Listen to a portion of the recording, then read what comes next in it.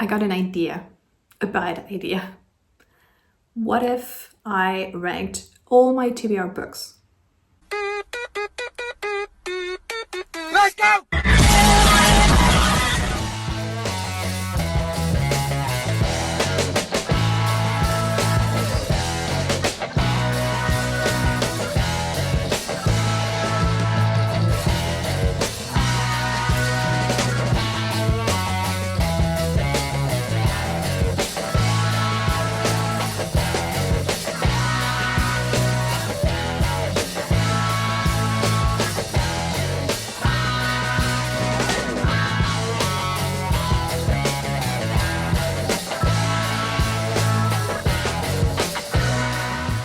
Wait, there's more.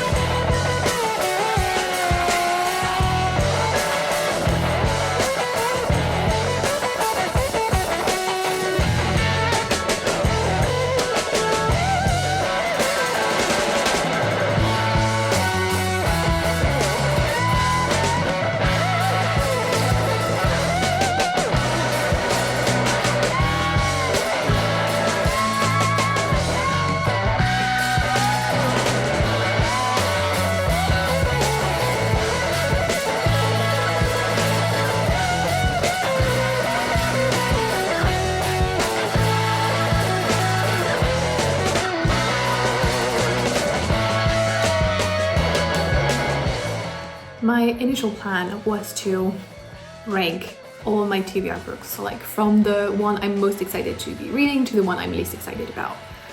And I quickly realized that this was not healthy and not realistic, that I would spend likely days, if not weeks, doing it, and that this video would be 3 hours long and I would probably go crazy in the process. So I instead used kind of a tier ranking system, and from there decided, okay, which books do I want to read, which book am I still excited about, and which books are so low in the priority list that I can't let them go. I started with the fiction books and devised 7 categories. The first one is The Flame is Still Alive. This is for books that I'm truly still excited about, that I can't wait to get to, and that I want to prioritize. Then I have Yes But Later. Those are books that I'm still interested in, that I'm still thinking that I will definitely read, but they are not the top priority. Those are books that I can see myself going to once I've gone through all the priority ones. And then I have If I Get Around to It. So this is getting lower on the priority list. This is for books that I still have some degree of interest into, but that I'm not sure I'm going to be able to get to realistically, because I have the 2 other piles that I would prefer to read first. Then I have Unsure/Convince Me. This is for books where I'm undecided and I feel like I need a little bit more information about the book, whether to decide if I want to still read it or not. So I could maybe read the first chapter and see if I want to continue. Then I feel like I should read it. And this is for the books where I do feel like I should. So it feels more like an obligation than something that I'm truly excited about. So I want to avoid that. And then for reference or projects, those are books that I want to keep in my library for consultation in future or related to specific projects. And then finally for the looks, this is for books that I just find super pretty. This was much harder than planned. And I think there is still a lot of shoulds going on. So I've put things in, yes, I will read this later, which I feel like probably I was too generous. So let's start with the easy categories. The first one is The Flame is Still Alive. So books I definitely want to read, and soon if I can. The Queen's Gambit, no brainer. The show is fantastic. I want to see what the book is like. Briefly Very Beautiful. It's a book I purchased last year when I was in London. It seems to be cli-fi, which I'm very into at the moment, something I really want to read. So definitely want to keep that.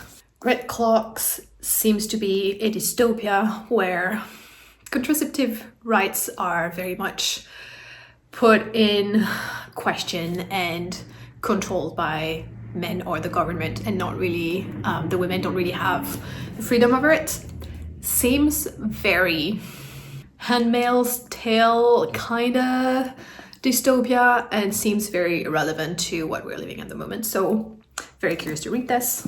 Other People's Husbands, also something I picked up when I was in London. It's about a group of friends and some of them have an affair.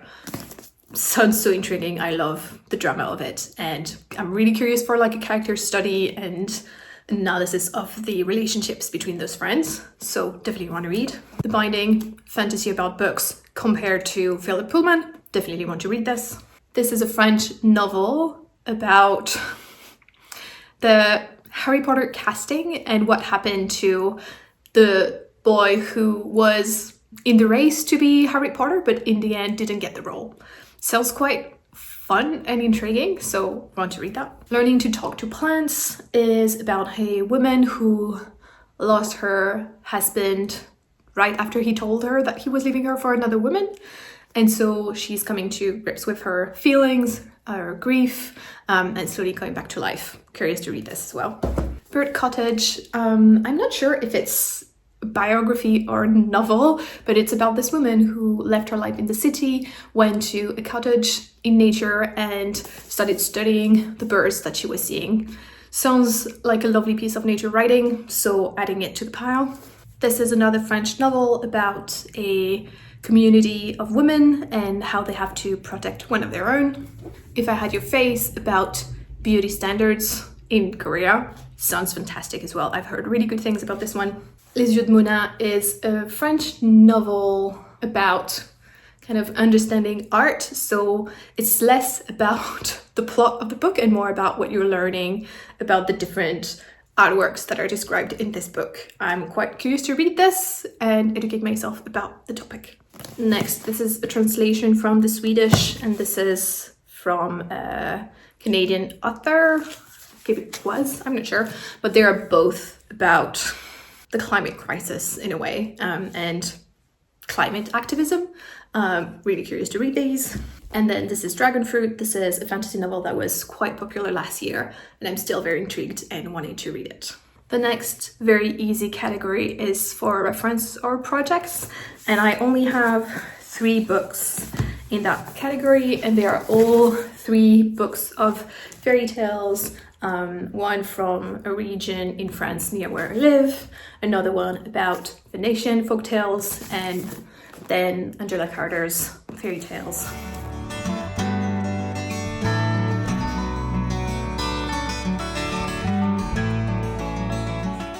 So the next category is books for the looks. So books I mainly got because they looked pretty and I wanted them to decorate my shelves.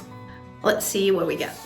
The first one is The Phantom of the Opera, which I'm definitely gonna keep. This is a souvenir from my trip to Porto. This is a special edition from Livraria Lelo, which is marketed as the world's most beautiful bookshop. And so when I got there, I got this little special edition from the library, from the bookshop, that I definitely want to keep because it has sentimental value. Next, this is The Years by Virginia Woolf. It's a very old and loved edition, and I thought it was quite cool. I found it in a little library. It's an edition that was published in 1948. I'm quite attached to this edition, and it's something that I might potentially read at some point, so I'm gonna keep it. La Deuxième Paysart. It smells like a very old book, definitely keeping this one. This is an old French edition from The Sound and Fury, I think, by William Faulkner. I think I'm gonna part way with this one because if I were to read it, I would want to read it the original English, so yeah, not keeping this one. Next, this is Lettres de Montmoulin. This is a French classic, and I also found it in a little library when I was doing a trip, I think in the mountains. And what was really cool about it is that it came with those dried clovers. This one is a bit special, so I'm gonna keep it. Next, I have Robinson Crusoe. I'm not sure, it's quite pretty as well, but it's a translation, and again, if I can read the original, that would be my preference. What's the date of the edition? Ooh, is it 1877?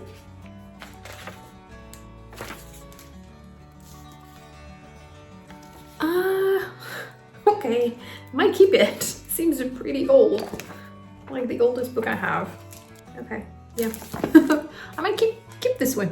This is another French classic also that I picked up in a little library. I've actually read this one in the past, so it should not be in this pile, but I'm not sure I would read it again. And even though it's like pretty edition, it's like nothing special. It doesn't seem very old, doesn't even have a date on the inside, so I think this is gonna be a no. And then the last two are the Iliad and the Odyssey, which are stunning, again, classic text.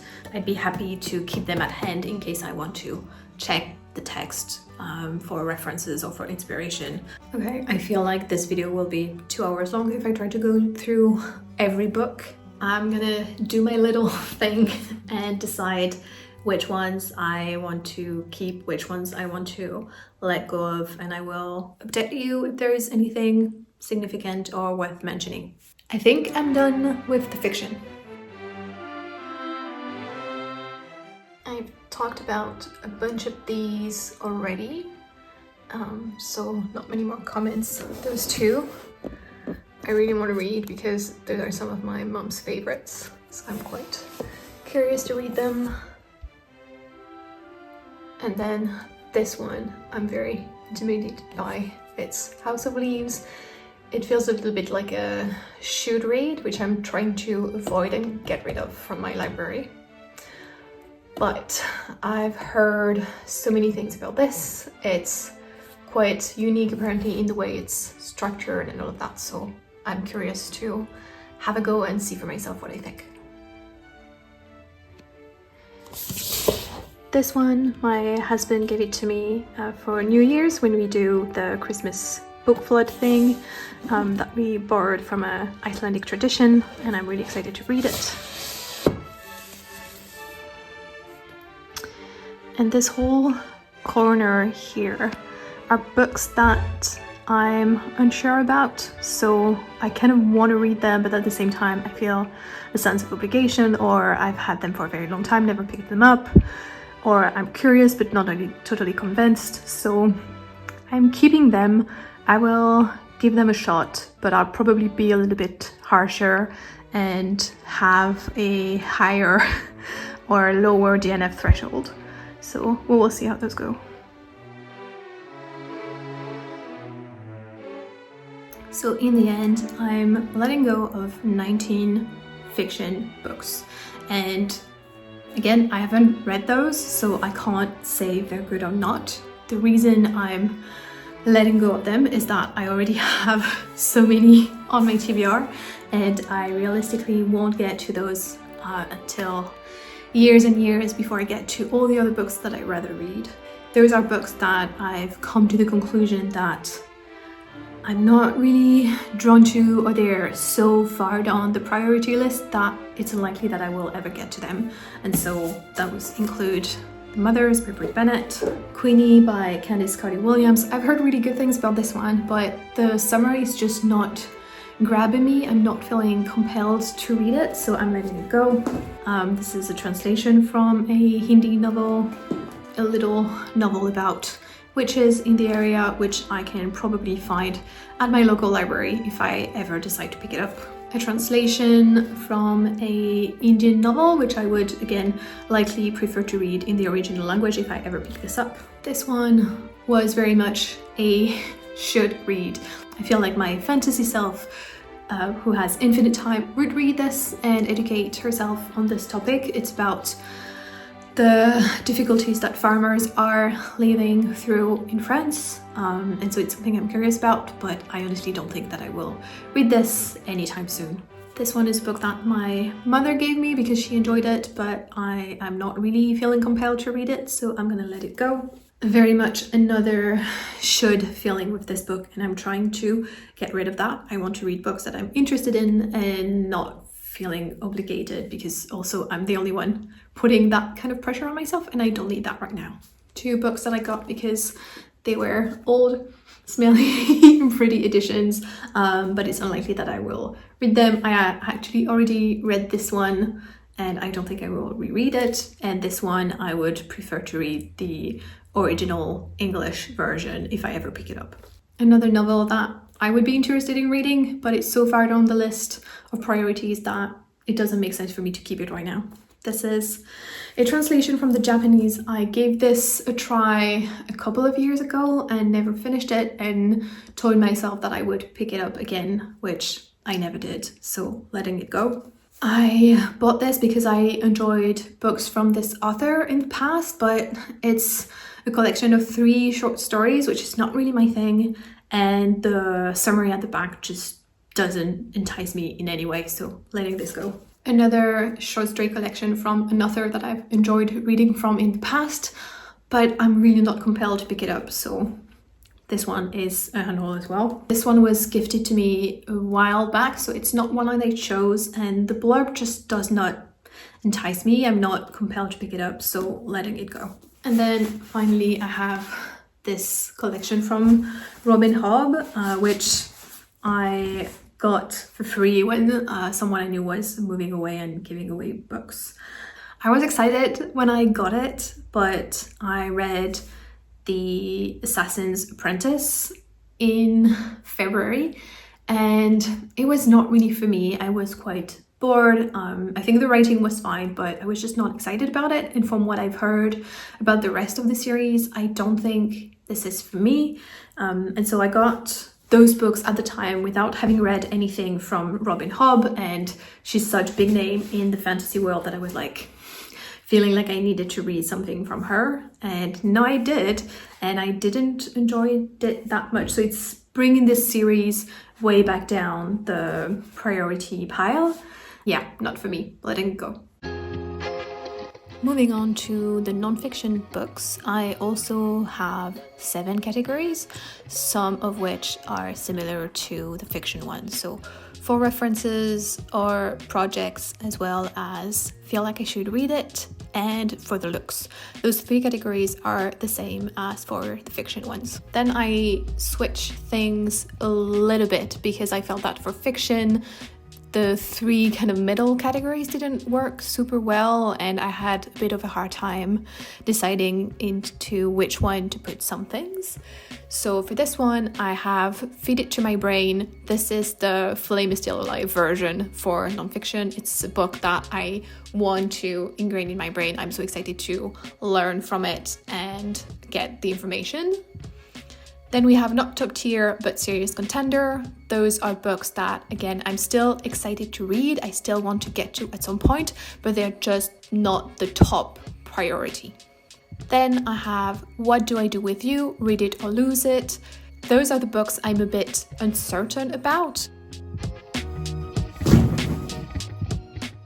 I want to give them another shot, but I will be a bit harsher on the DNF front. If it's not for me right away, I might decide to DNF it. And then, am I really? This is the category for books that, if I'm realistic, I'm never going to read. And so those are for the ones that I know from the beginning that I'm willing to let go of.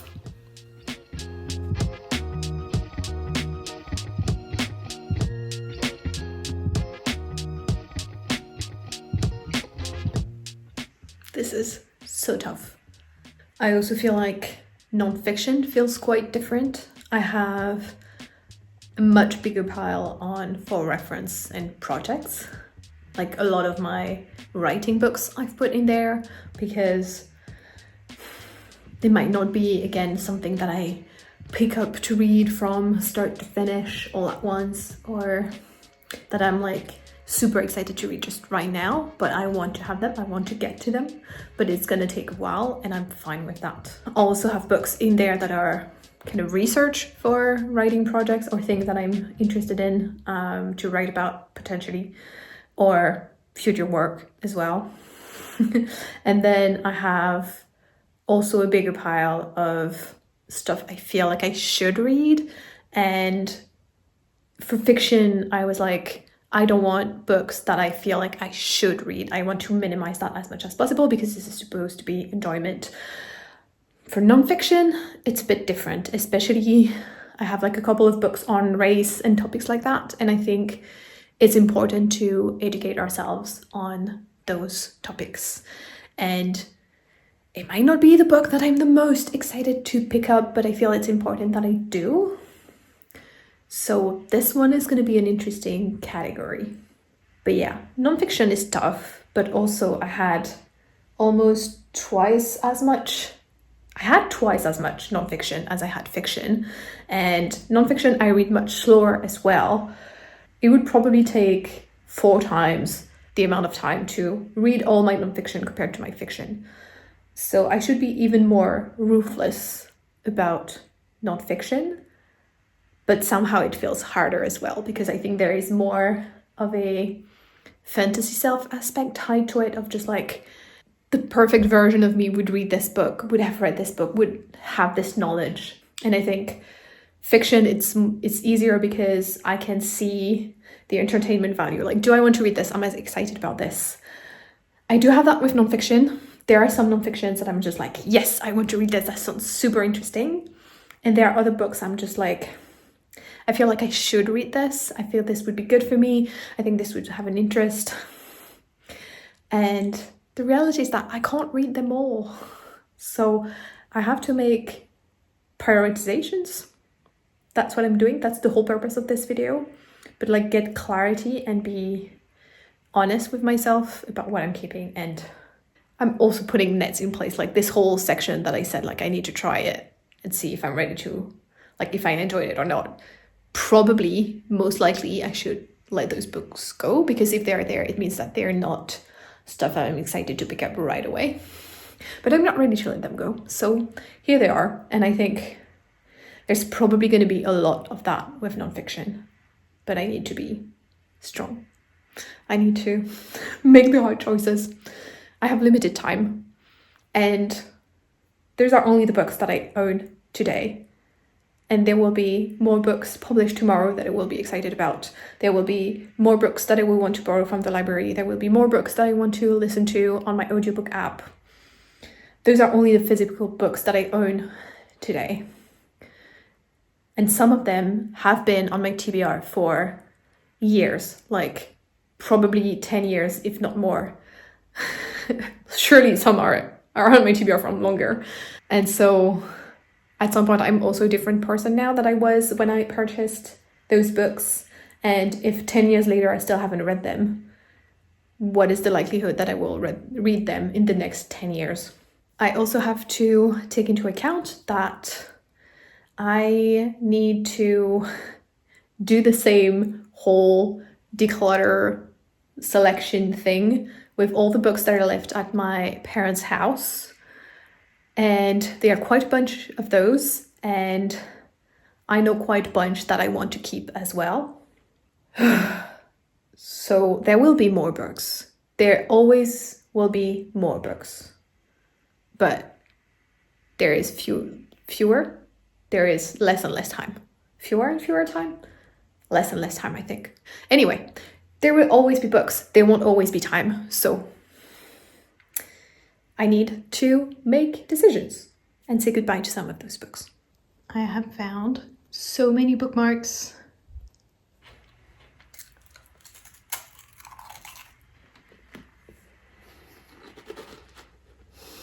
So this is the state of things. This is everything I have left to decide on. So should I keep? Should I give them a shot? Should I unhaul? All of these I need to decide. And my to be read bookshelf or bookcase is already almost pretty full.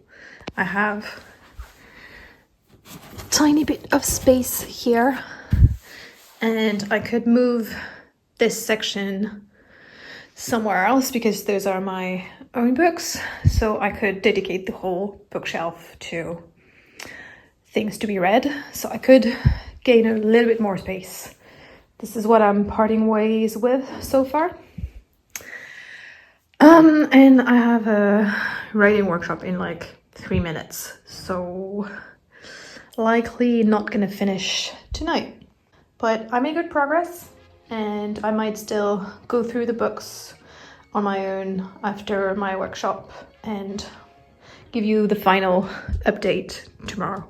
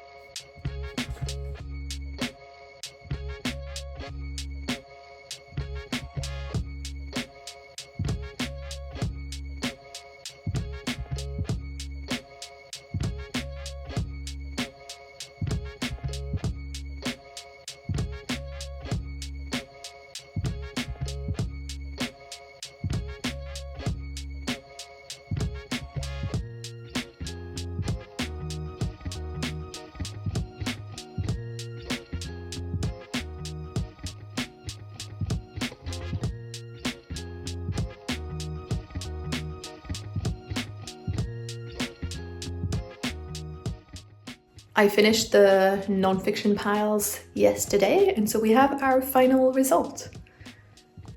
So those are all the non-fictions I'm keeping.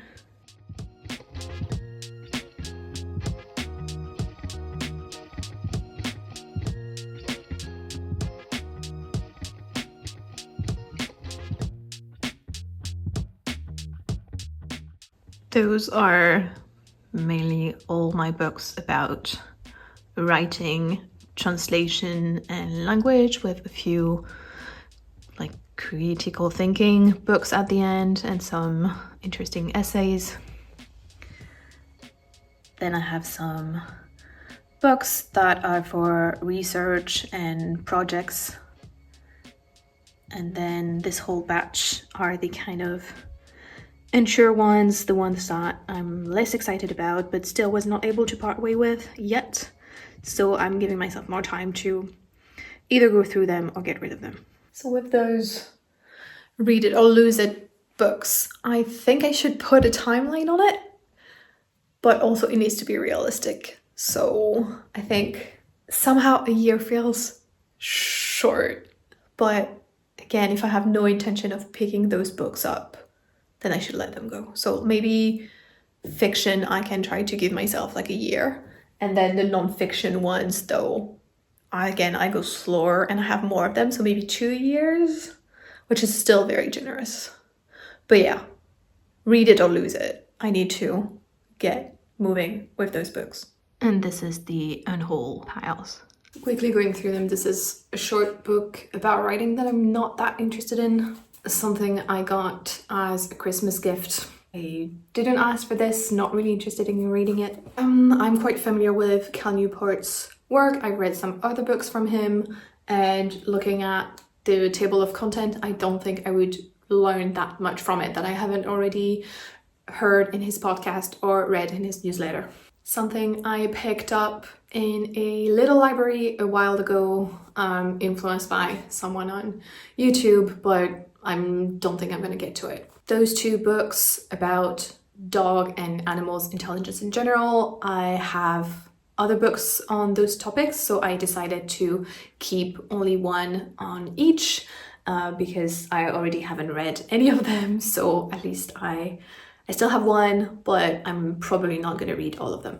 Books that were related to my former job, I was quite interested in reading them, but at the same time, in the several years that I'm working at that place, I haven't read them. So if I didn't do it then, I probably never will.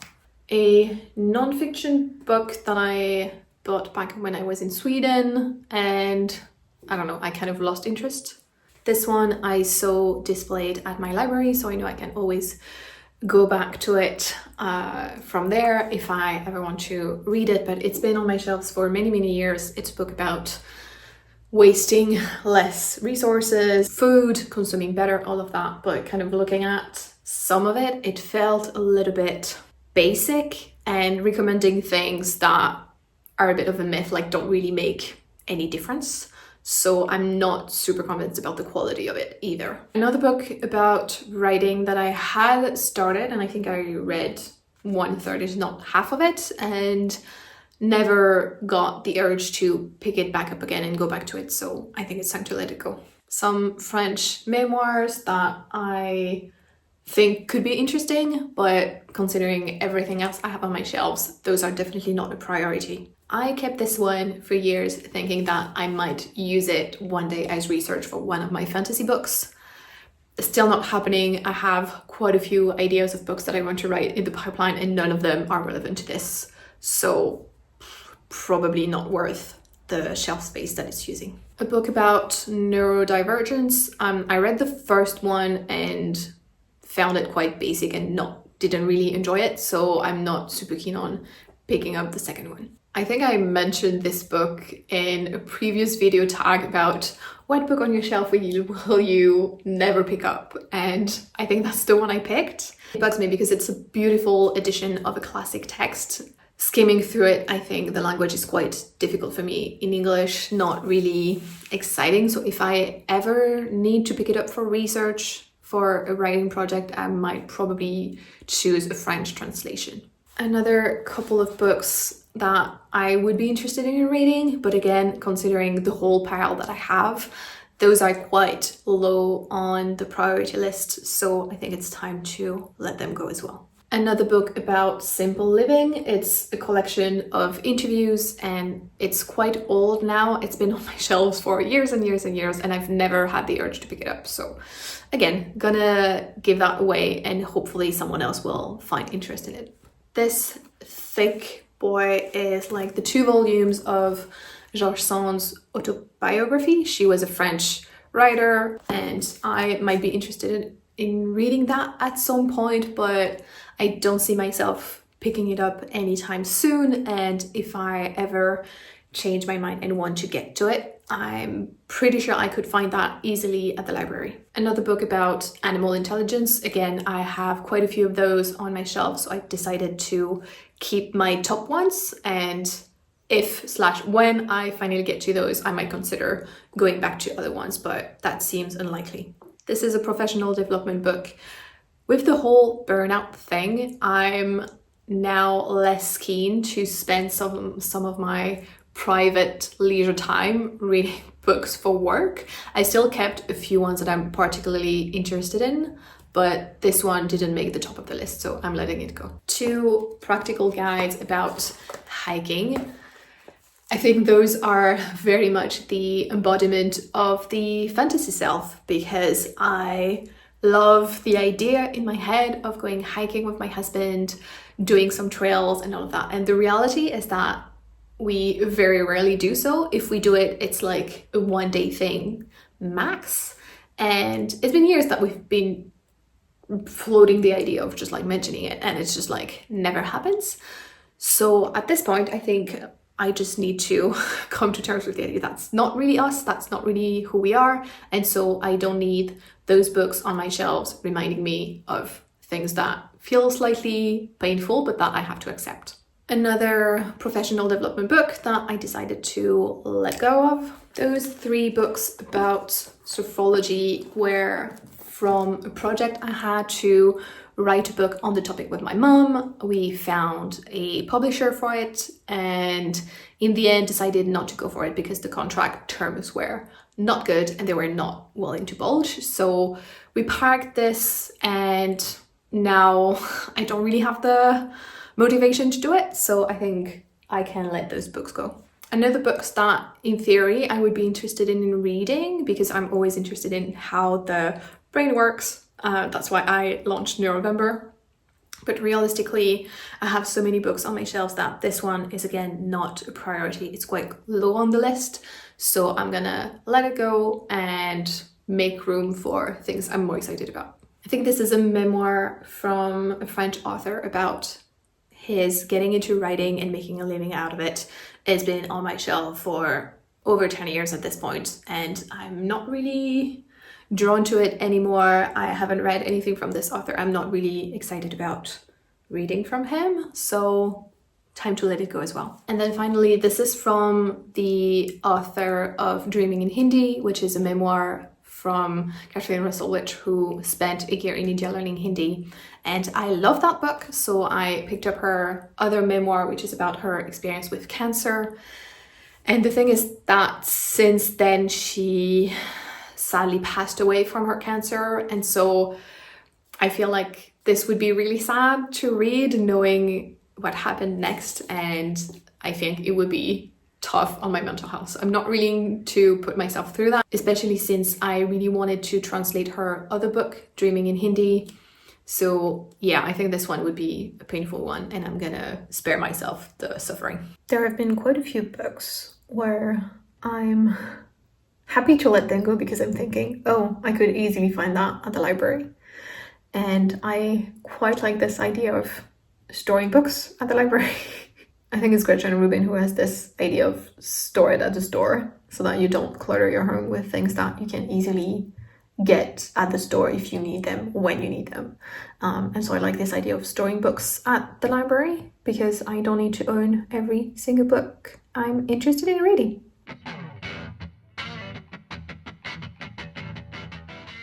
When I started gathering the books, I had 159 non-fiction books to be read and 100 fiction. So yeah, I had 259 books on my TBR, which wasn't totally matching my spreadsheet where I had 308, but I think it's because I forgot to take out some books I had already on hold a while ago, and like I had a few corrections to make, and then I also realized that I had forgotten some books here and there. So the numbers are a bit off by a few, but I would say that I started with TBR at around 260.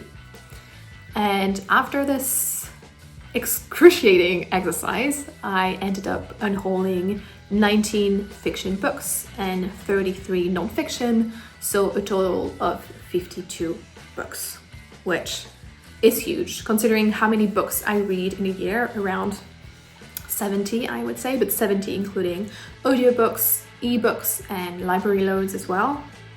I think this represents pretty much a full year of reading for me, which is huge. Everything now corrected in accordance with my spreadsheet. The final count is 127 non-fiction books and 83 fiction books for a total of 210 books on my physical TBR. This is still a lot. This is pretty much 3 full years of reading if I don't read anything else than the books on my shelves. So it's still pretty overwhelming. It's going to be a fun project to go through all of that. but I think it's also a good wake-up call, and it's so helpful for me to have it visually represented in this one bookshelf. So yeah, I'm quite happy with the whole process. It was tiring and difficult, and I probably could do even better. Like realistically, all those books that are like maybes, I should likely let go of, because the likelihood of me picking them up is slim. But I'm hoping that having them displayed this way of just like, if I don't read them, then I have to let go of them, is gonna push me to pick them up. An interesting lesson from this is also that I need to prioritize my non-fiction books. I used to read roughly as many non-fiction books as I did fiction, but then last year that tendency quite changed and I read twice as much fiction as non-fiction. So it's a bit worrisome in the sense that I read non-fiction slower than I read fiction, and I have more non-fiction on my shelves. Granted, some of them also are related to specific writing projects that I want to get to at some point, so there's no urgency for me to read them now. A lot of them are writing books, which I want to get through at some point, but again, there's no timeline there. It's going to take the time it takes. It's fine. It's a continuous learning process. It's just a good nudge for me to make sure that I pick up my non-fiction books. One thing I wanted to say is that all those books that I'm unhauling, I am giving away. So I will offer them to my local library, which is what I do with every book I unhaul since I moved here. And they're usually quite happy to get those books, especially because I do have quite a few in English, and I know that they have a very limited budget to purchase books in other languages. So I'm able to help them build their catalog in English, which is quite exciting. And the good thing as well is that they have a whole network of libraries. So there is one that is more local to me, more easily accessible for me, that I go to regularly, but they have, again, a whole network of libraries in other communes around where I live. And so if they already have a copy of that book, they can give it to another library from the network. So it's quite a good opportunity for me to make those books available for other people, to make sure that they find people who will be excited to read them. And so they're not going to waste. I make sure that they find a home where they're going to be loved and read. But I want to acknowledge that the whole thing is just a huge privilege. Like, what a privilege to be able to spend a whole day going through your books, to have a full bookcase of books that are still there for you to read, to be able to buy books, to be able to give away those books without feeling too guilty about it. So I want to acknowledge that. I know that not everybody is able to do that. Also, those books have been accumulated over years and years. I have a problem with buying books, but I'm working on it, as my low buy project is all about. Some of those books have been gifts or given away or taken from little libraries. Some have been purchased secondhand. And also I have to say that I used to work in publishing. And so when I was working in-house, you had literally piles of books dotted around the place, and you could just take all the books that you wanted home and just have them for free. That was a dream come true. And also very dangerous, because I accumulated quite a few stacks of books from that period in my life. So that's also something to be aware of, because I do have quite a few books, but I didn't buy all of them full price, if at all. Still quite a good chunk of them, which is why I'm also trying to be more critical with the books I bring into my home, because I don't want to continue buying books and then unhauling books that I have not read. So again, I acknowledge the whole privilege of the whole thing, and it's definitely something that was impacting my decision making to a point where I was just like feeling guilty of letting some books go, and not probably having like this little voice in my head of just like, oh, what will people think if you let go of this book that you purchased just only a few months ago or something. Overall, I'm just trying my best. I'm again very aware of the privilege that this whole experience displays, and I'm also trying to improve my consumption habits and be more conscious and mindful, and yeah, trying to improve and be a good human being. I don't know why I'm expecting so much backlash on this video, because it was a fun one to make. Hopefully it's interesting for people to watch, and that's my channel, so I do whatever I want. I think that's all I wanted to say. So if you're still here, thank you so much for watching and going through this whole process with me. I hope you have a wonderful day, and I hope to see you in the next one. Bye bye.